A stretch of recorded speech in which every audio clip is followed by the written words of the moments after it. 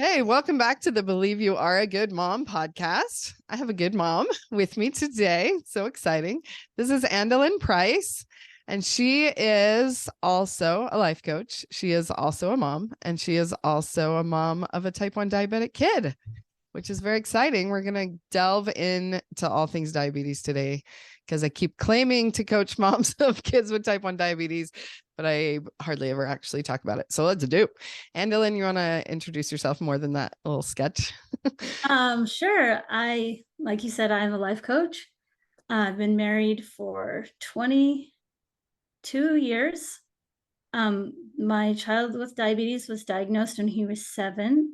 He's 21 now, so we went through all the teenage years and all the things. I love to read. I play the harp and I teach harp and piano lessons. What else do you want to know? Who do you coach? I coach people in relationships, long-term relationships who want to stay married but aren't sure why it's not working. Awesome. Awesome. And you have a podcast. You want to tell us about that? I do. My husband and I have co-host the Marriage Bites podcast together. It is so much fun to do a podcast with my husband. Yeah, it is A way little fun. bit tricky, like scheduling when to Yeah. record and then getting him out in time and everything, but it's been so much fun to just do this together, and it gets us in deep conversations, which I love. Mhm. And it's really also helped us to kind of get more on the same page just about our marriage in general. Yeah, that's awesome. I love the one about keeping score because that's something Yeah. we've struggled with a lot over the years. Oh, You've been married 22 years. We're just having our 10-year anniversary, mhm. and our kids are still little and our diabetics are still little. Like we have not entered those teenage years with the diabetes yet and all the things. Yeah. So I like talking to moms who are, a few steps ahead of me, and as far as all those things go, to just glean from your wisdom. Hopefully I don't have to learn the hard way. I can learn the easy way by learning from somebody else going through That the is hard way. exactly why I'm here, Yeah. because I made all the mistakes. I stepped in every single pothole. I, kept all the scores. Oh yeah. And now I am here to help you not have that same problem. Yeah, To because marriage is a really big deal with kids with diabetes too, It because really is. we are on the same page as far as wanting to help our child be healthy, Yeah. obviously, and manage the diabetes. And we both are different people. And just like Yeah. with everything, we do it differently. Right. And so for a lot of years, I was like, it's okay. He can do things differently, like load the dishwasher different or load the washing machine different. But then when the diabetes came, I was like, no, I'm the one who's spending hours with the nurse and the doctor telling me how to do it. And then you're just going to Mhm. do it this way. Like, no, I'm right. I spent so Yep. many years trying to retrain my brain that I'm not right and he's wrong. And then all of a sudden I was right again. Yes. I think I did the exact same thing. I was like, no, you have to do it this way. This is the only right way to do this. Yeah. I And totally did the same thing. the other thing I always say is, because one of my secrets to keep your sanity with little kids in the house, my number one secret is that there's no mommy report card. Like your child's behavior does not reflect on you as a mom. Like that is like the number one thing. If you really believe that drops a lot of the worst. Right. And Yeah. so I was, I've been trying for years to actually believe that, right? That my child's behavior is not reflecting on me as a mom. Right. I think that's a lifelong pursuit to actually believe that there's no mommy report card. There's no mommy report card. And then all of a sudden I have like a diabetes monitor And you report have the card. numbers to prove it. Exactly. Now, like, oh my gosh. Yeah. And I was at first taking those numbers personally. I Yeah. was like, oh my gosh, I messed up, or I did this Yeah. wrong, or I'm not good enough because of what his number was. Yeah. And I was also projecting that onto him, like, well, you should have done it different. Because if I don't want to blame myself, I got to find somebody to blame. And a lot of that went to him. And I realized it was really hurting my relationship with him. Yeah. And then I was like, whoa, I don't want to do that. I don't want to make diabetes the thing that hurts our relationship. And so I stopped doing that. I was like, and I got to the point where I was like, okay, a number is just a number. His blood sugar is 300. That's not his fault. And it's not my fault. It's diabetes' fault. Like, or it's nobody's fault. It's It just the just way it is. is. Yeah. And to just okay, well, instead of having a lot of emotions and drama about what the number is, just saying, okay, now what do we need to do next? Yeah. Like why? And sometimes it's useful to figure out why it was higher or lower than you thought it would be. And sometimes it isn't. But then just saying, well, what do we need to do next? Yeah. Sometimes I'm like, okay, it's high because he ate pizza. And so maybe we want to bolus this way if to bring him back down, or maybe it's just because he's sick, or you know what I mean? Because so Yeah. understanding why is useful in knowing how to treat it, but taking away all of the like taking it personally makes it so that then you can just deal with the number rather than like Exactly. make it mean something about yourself or about him. Yes, because when we're making it mean a bunch of crap, then we've slipped into our primal brain, and we need our prefrontal cortex to be able to calculate the numbers, calculate what did we do, what can we do different. And that's just gone. Like the rational thinking is gone when we're blaming ourselves and blaming our kid and spinning in like the shame blame trap. Yeah. And so to just drop the whole shame blame, because like you said, we get tired of blaming ourselves. So then we shame somebody, or we get tired of shaming ourselves. So then we blame somebody else. And then to drop all of that is just nothing's gone wrong here. Like it's just a number. It literally is just a number. It doesn't mean I'm failing. It doesn't mean he's a terrible kid. It doesn't mean I'm a terrible mom. It's just a number. And once we can get back into our rational brain thinking like that, then we can figure out why it is this number this way and what can we do about it, like you said. Yeah. I remember when he was, it'd probably been in the first year. I was doing some logging of his numbers to make sure like what's happening. And I discovered a pattern. And it was every Sunday morning or every Sunday after church or something. I can't remember exactly. And I was like, what is happening? Why is this happening always like at this time of day? And I realized it was the food he was eating. So all that like drama that I could have had about, oh my gosh, I'm doing such a bad job. I was like, oh, we just adjust the way we're measuring his food, or just adjust what he eats if he wants to, like, figuring out how to make this work, or just giving him more insulin or whatever, instead of like saying like, oh, I failed. And like, it's just, and then it was an easy problem to fix once I realized what was causing it. Yeah.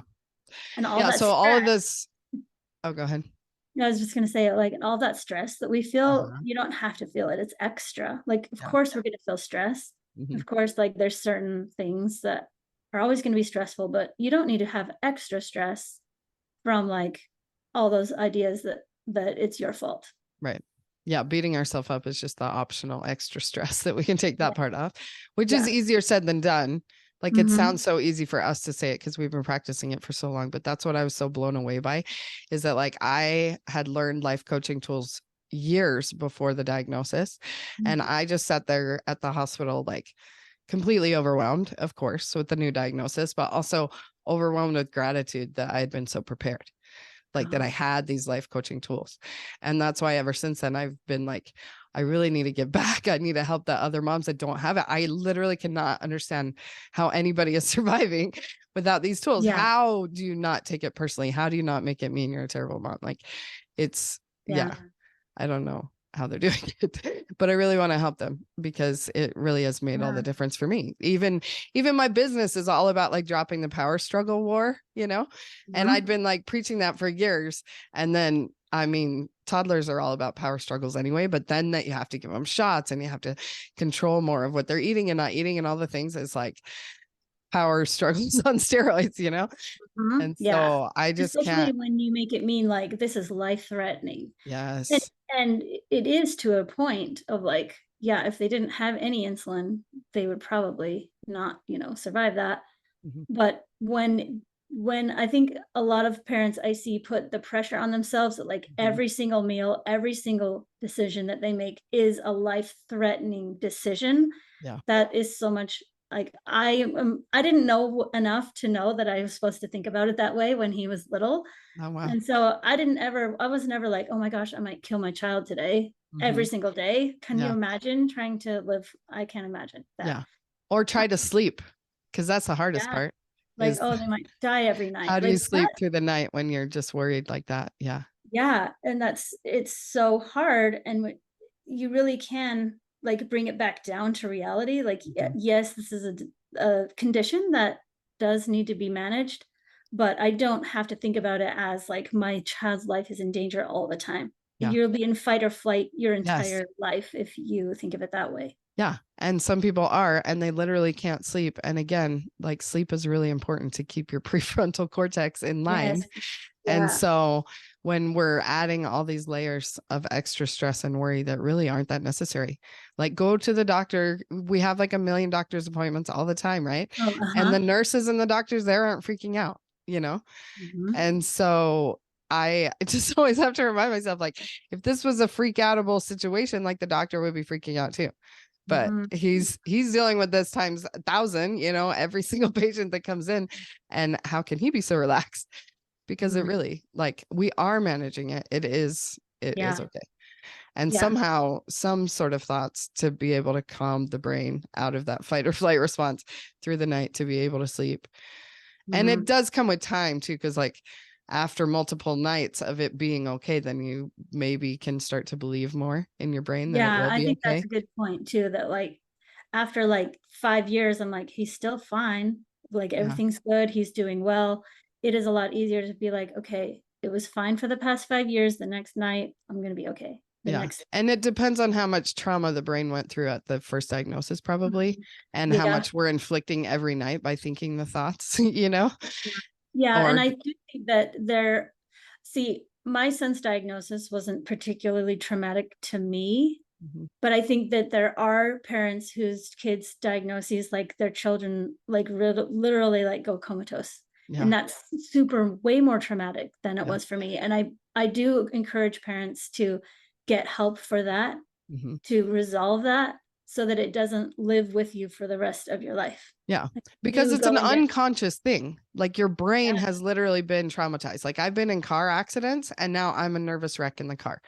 And I don't make it mean a problem. Like, what's wrong with me? Why can't I control myself? Why can't I just be relaxed? Obviously, everything's fine.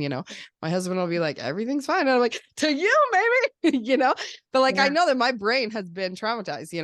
And so yeah, to have that kind of compassion for yourself, to not like re-traumatize it every time they go low. Oh no, they're going to do that again. We have to yeah, do a little bit of conscious managing of our brains, but yeah, for sure, to get the actual like, who is it that would help you with that? The psychiatrist, psychologist, yeah, whoever it is that specializes in the trauma to make sure that you're not reliving yeah. it every time. Yeah, there are lots and lots of options for people who are trying to deal with trauma for Yeah. different modalities and different lots of options. Mm-hmm. And this is definitely qualifies. Because I think a lot of times we try to Yeah. downplay our little T trauma, they even call it, versus like a big T Uh-huh. trauma. Yeah. And Yep. any trauma is trauma. And Yeah. as like, it's very big in parenting coaching circles now to talk about, the trauma of your childhood. Even if you had like the very best parents on the earth, like it's just the nature of childhood to be traumatized Yeah. because you're like a helpless little individual that has to have all your needs met by somebody else who can't. Like, I Yep. cannot meet every need of this growing toddler and Yep. them not make it mean something that traumatizes that, and so it's just the nature of life. And Yeah, so it now is. that we know more about brain psychology and things, that we have options to help. Yeah. So that's And good. there's no need to say, "Oh, I should be over that by now." Yeah. That Yeah. shouldn't bother me anymore. I think there's a lot of people that are like, well, it's over and we're safe. That shouldn't bother me anymore. But of Mm-hmm. course it does because Yeah. the trauma has not been resolved from the actual event. Yeah. I love that. That's a brain hack I use all the time. Of course. Of course, my brain is thinking this. Of course, I'm freaking out about this. Of course, of course, of course. Yeah. Because But that as just long as, drops the work. sorry, as Yeah. long as you're judging your Mm-hmm. response, Yes. then it holds that in place. If you have a negative emotion and then you pile self-judgment on top, the self-judgment holds that emotion in place and doesn't allow you to process that. Mm-hmm. Exactly. Yep. Yep. Which I call my AAA batteries. So the first one is whatever the first one. The second one is acceptance, which is what you're talking about. What's the first one that we always talk about in life coaching that we just need to get? Awareness. Awareness. Okay, yeah. So as we get awareness of our thoughts or awareness of the trauma response or the fight or flight or anything, like just the cognitive, Yeah.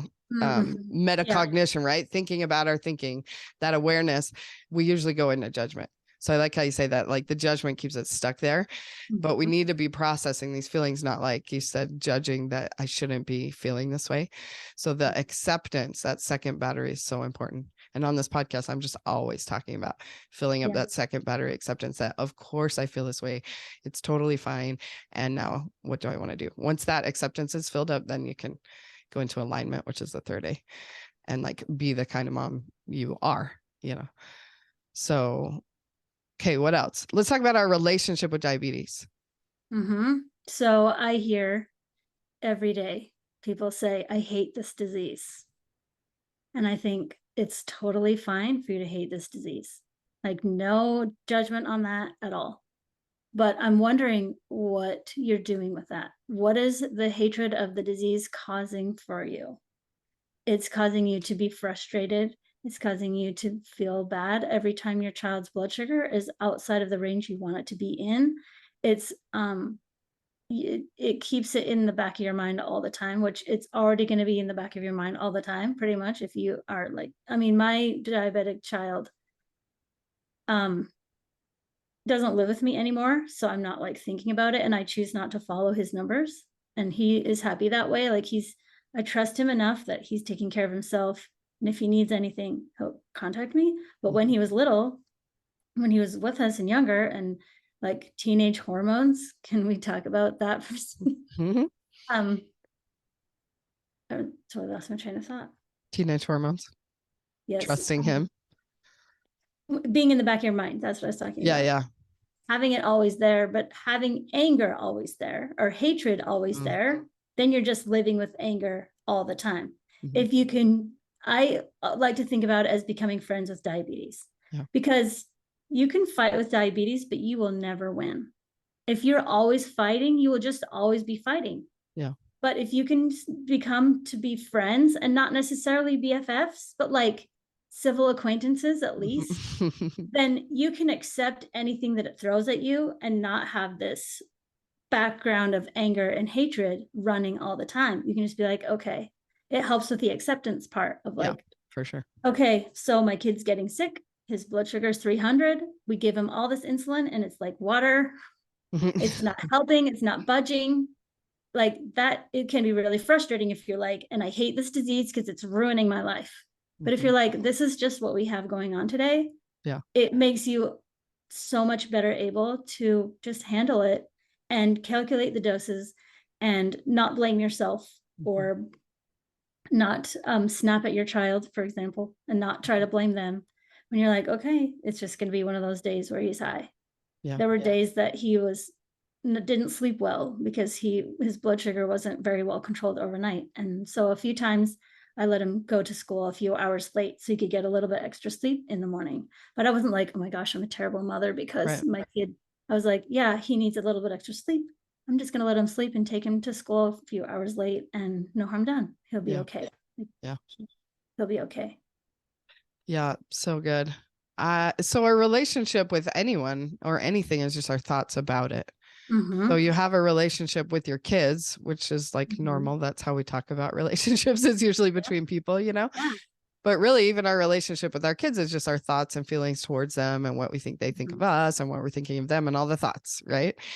Because a relationship is just a mental construct that's just sort of out there. Like it's not a tangible, provable thing. And so you can have a relationship with money or a relationship with time or a relationship with the weather or a relationship with the, you know, it doesn't have to be with a person. And so as we consider how are we thinking about diabetes and how is that relationship affecting all the other relationships, like the relationship with our child, with our husband, with the other kids and their relationship with each other, are they, you know, resentful that this kid gets more attention, or is that one resentful that that one gets to eat more cake and he has to, you know, all the things, right? All the relationships are all intertwined. So the way you're thinking about diabetes.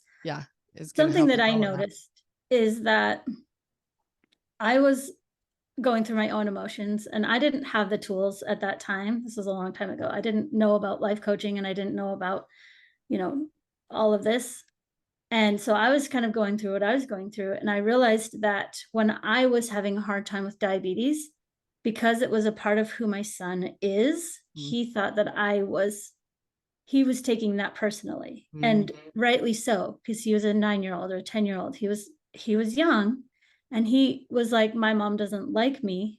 I am making my mom's life hard for her. It was like, it's my fault. He was blaming himself for my upset because diabetes, but he couldn't control getting diabetes or not getting it. Yeah. It was out of his control, but he saw himself as being the cause of my problems. And that, I was really struck when I realized that. And I was like, I have to do something different. I have to change the way this is, because this is not going to be good. I don't want to do this to him. Like, diabetes is something out of all of our control, but the way that I treat him is totally in my control. And if we don't make people think other things necessarily, like, but when you're a child, and the mother-child relationship, I think, is completely unique. Like, things that apply to other kind of relationships don't apply to the mother-child relationship. And because we have so much influence on our kids and the way that they think about themselves.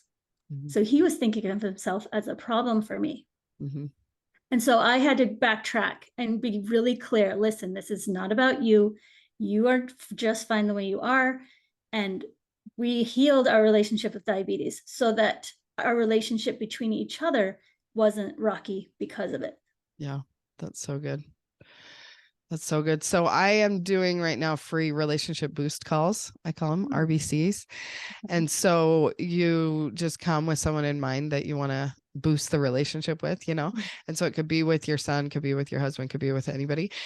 And it can be with diabetes, like the relationship with anything, you know?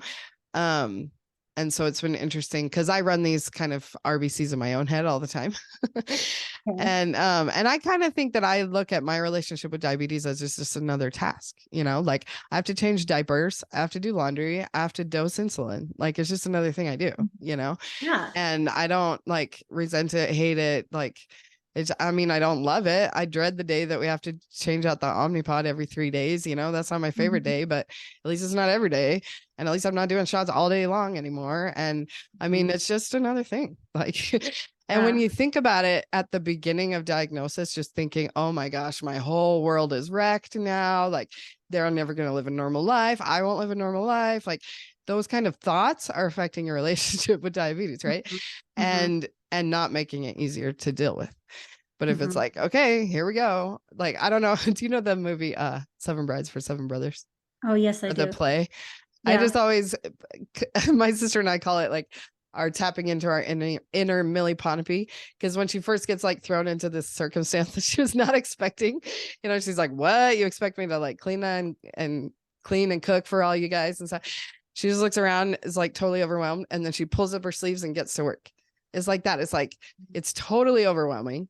But if you just sit there and like wallow in the overwhelm, it doesn't, you don't go anywhere. You're just one more problem to like deal with. Go ahead. But if you can do the thing that you can do right now, then at least it's less. Yes, it's like narrowing your lens to be like, oh my gosh, diabetes, this is a lifelong sentence, you know, and then you're like thinking about what, like, even for me, thinking about them as teenagers and teenage hormones, I'm like, you know, but like today, let's just narrow the lens. They're not teenagers today.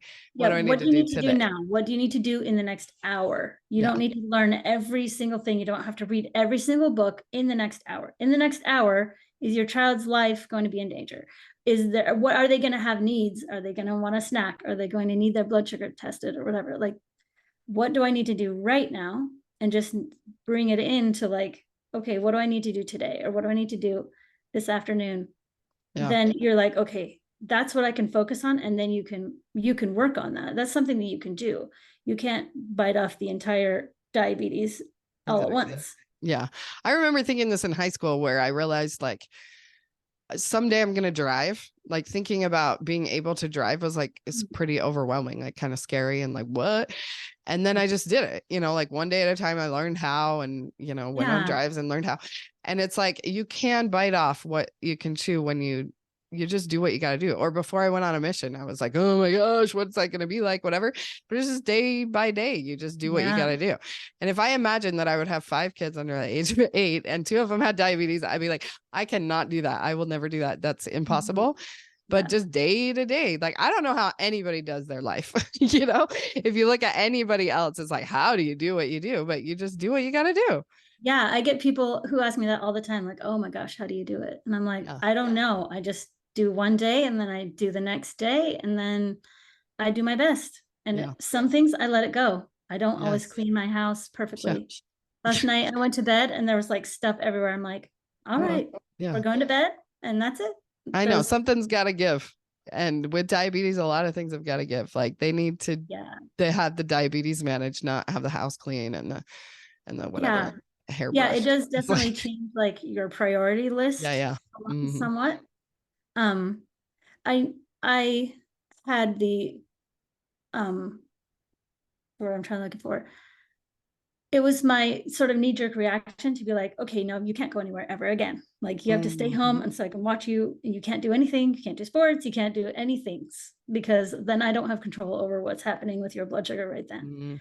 And I think that's a reasonable reaction for at first, but then you realize you're going to be like Marlin in Finding Nemo. Exactly. And you're going to stifle your child if you, and so it's important to calm yourself down, get clear on what's my nervous system doing, how much of this is out of my fear and how much of this is like truly protective for my child. Like you're not gonna be like, okay, I'm gonna just coach myself through letting my kid run in the road because that's just my fear and I just need to deal with it. And of course that's not true. I'm not gonna be like, okay, see you, next year, good luck.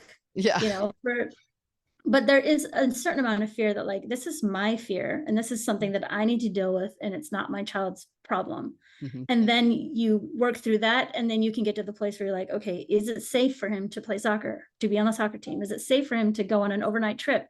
And if it's safe for him, or if you can, get to a reasonable amount of safety, it's important for you to calm yourself down enough to be able to let them go and do the things. Yeah. Otherwise, he'd still be living in my basement and be like, you can't move. You can't go anywhere. You stay here.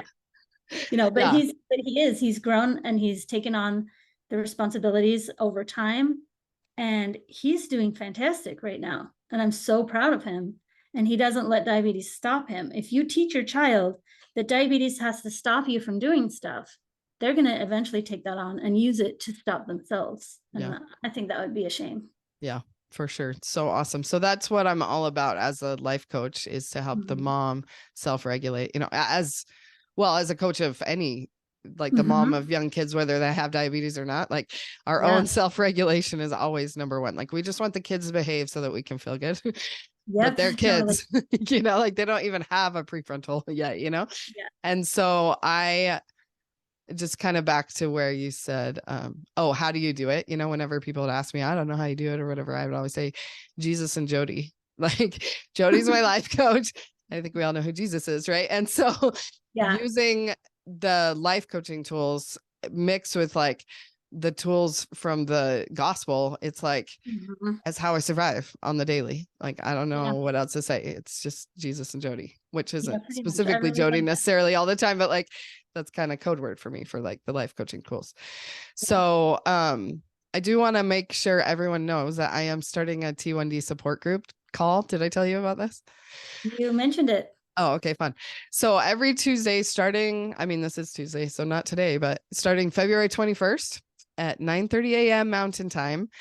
It's just a Zoom call that anyone's welcome to join. You can participate or not, just show up.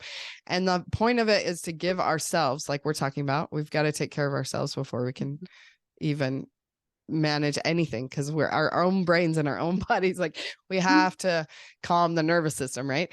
And so this is just a half hour to take out of your life to take care of you so that you can go back out rejuvenated and well taken care of, so that you can continue to take care of them.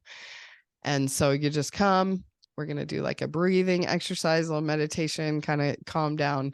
And then I'll teach a couple principles and maybe coach some people if we have time and we want to. And it's just going to be a constant thing, like every Tuesday. And so come when you can, tell all of your other T1D mom friends, all the things. So it's gonna be awesome. I wish I had that when he was newly diagnosed. Yeah.